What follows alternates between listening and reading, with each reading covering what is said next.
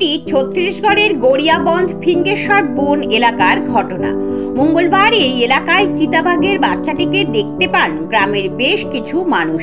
এই চিতাবাঘের বাচ্চা দেখতে মানুষের ভিড় জমলেও তাদের মধ্যে একটি আতঙ্কের সৃষ্টি হয়েছে।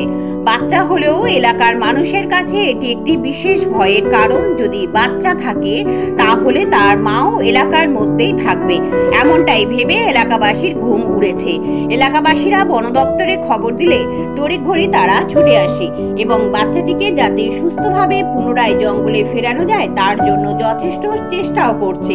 এছাড়াও যদি চিকিৎসার প্রয়োজন হয় তার জন্য একটি মেডিকেল টিমও আছে। বন বিভাগ সূত্রের খবর, বাচ্চাটির বয়স কেবল 2 মাস। এলাকাবাসীর ওপর যাতে বাচ্চাটির মা কোনো রকম আক্রমণ না করে তার জন্য বিশেষ নজরদারি রাখা হয়েছে। আরো বিস্তারিত জানতে চোখ রাখুন আমার বাংলার পর্দায়।